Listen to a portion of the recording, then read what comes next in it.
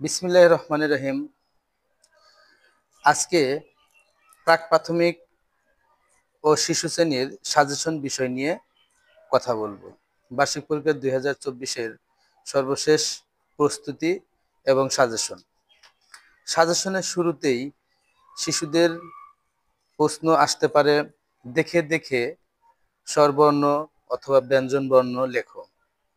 এখন এক্ষেত্রে উপরে দিক নির্দেশনা হিসাবে স্বরে অ কিংবা ওয়া, আ, হ্রস্বই, দীর্ঘই থাকতে পারে।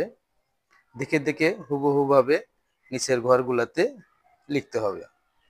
ঠিক তেমনি ব্যঞ্জন বর্ণ আসতে পারে, যে দেখে দেখে ব্যঞ্জন বর্ণ লেখো, এবং সবগুলো আসবে না, হয়তোবা 5টা 7টা না হলে 10টা দিতে পারে। দেখে দেখে ব্যঞ্জন বর্ণগুলো লিখতে হবে। আরো ইম্পর্টেন্ট হিসেবে থাকতে পারে, যেমন পরের বর্ণটি লেখো। এটাকে শূন্যস্থানও বলা যায়। যেমন অর পরে আ, এখানে আ লিখবে।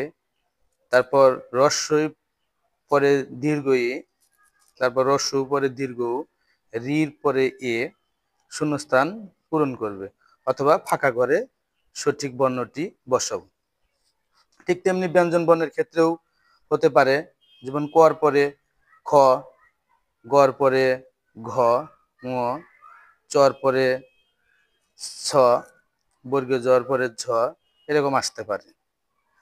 এটাকে শূন্যস্থান অথবা পরের বর্ণটি লেখো। তারপর আসতে পারে বাম পাশের সাথে ডান পাশে মেলাও।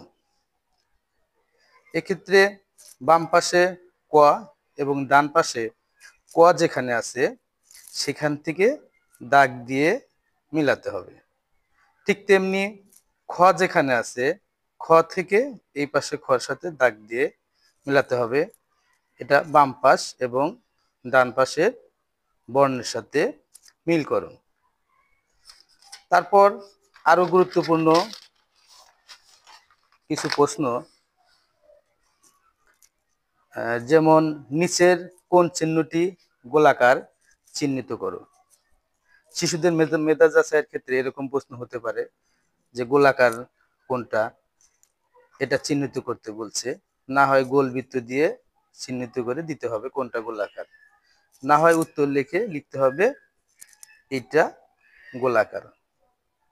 আরো প্রশ্ন আসতে পারে স্বর থেকে হ্রস্ব পর্যন্ত না হয় 6টা না হয় 7টা এরকম স্বরবর্ণ লেখা আসতে পারে। নিচে ফাঁকা ঘর কলাম দেওয়া থাকবে, স্বর, স্বরে আ, হ্রস্বই, দীর্ঘই, হ্রস্ব দীর্ঘ এরকম আসতে পারে। ঠিক তেমনি ব্যঞ্জন বর্ণের ক্ষেত্রেও আসতে পারে, যে ক থেকে ঙ পর্যন্ত, না হয় চ থেকে ইয় পর্যন্ত, এরকম 8টা 10টা না হয় 5টা ব্যঞ্জন বর্ণ লেখো, এরকম আসতে পারে।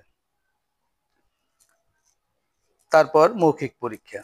এখন মৌখিকের ক্ষেত্রে শিশুদের প্রথমেই জানতে হবে শিশুর নাম, জিজ্ঞেস করতে হবে তোমার নাম কি, তোমার পিতার নাম কি, তোমার মাতার নাম কি অথবা মায়ের নাম কি, তোমার হাত কয়টি, তোমার পা কয়টি, তোমার জানা যে কোনো একটি ছড়া বলো, কিংবা অ দিয়ে শব্দ তৈরি করো, কিংবা ক দিয়ে শব্দ তৈরি করো, 5টি ফুলের নাম। আবার প্রশ্ন হতে পারে 5টি ফলের নাম বলো।